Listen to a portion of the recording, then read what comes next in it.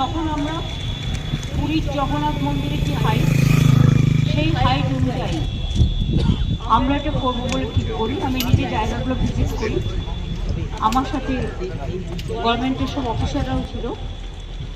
সেদিনের চিন্তাভাবনার জোরে আজকে 3-4 বছর টাইম লেগেছে এই এত সুন্দর একটা জগন্নাথ মন্দির, জগন্নাথ ধাম তৈরি করতে।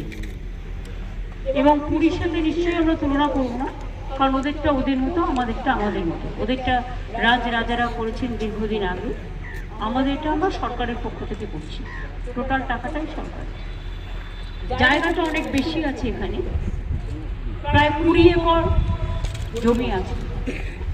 ভোগঘর আলাদা আছে, স্টোর রুম আলাদা আছে, গেস্ট রুম আলাদা আছে,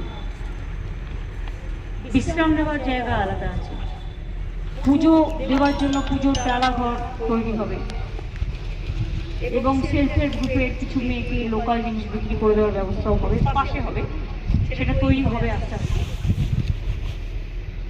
আমরা এখনো পর্যন্ত প্রায় 250 কোটি টাকা খরচা করেছি। আরও হয়তো কিছু খরচা করতে হবে, কারণ মাসির বাড়ির ওদিকটাও আমাদের আরেকটু ডেভেলপ করতে হবে, ঘাটটাও ডেভেলপ করতে হবে।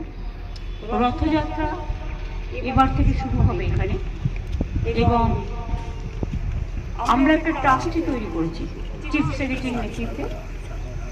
তাতে জেলা শাসক, এসপি, সনাতন ধর্মের যে সভাধিপতি, ইসকনের যে পশ্চিমবাংলার চার্জে রাধারমন বাবু আছেন, তাছাড়াও পুরী দৈত্য, হ্যাঁ, তারপরে মাসির যে মন্দিরে যে পুজো করতেন জগন্নাথ দেবের এখানকার লোকাল, ওনাকেও রাখা হয়েছে। এবং ঠিক হয়েছে যে ওনারা 4 জন দেবেন লোকাল। সনাতন ধর্মের লোকেরাও কিছু ডালার দোকান করবে,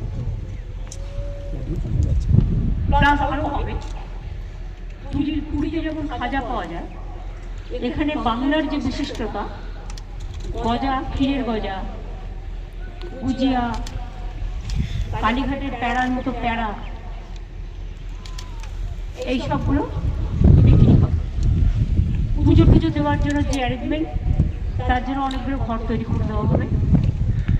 সেটা ট্রাস্টি বোর্ড দেখে নেবে, ডিএম এর উপর দায়িত্ব দেওয়া আছে, এসপি আছে, সবাই আছে, ডিসি আছে, সিএস আছে, হিটকো সবাই আছেন যারা এটা তৈরি করেছেন, চিফ ইঞ্জিনিয়ার আছেন, ট্রাস্টি বোর্ডেরা সকলেই মেম্বার থাকছেন।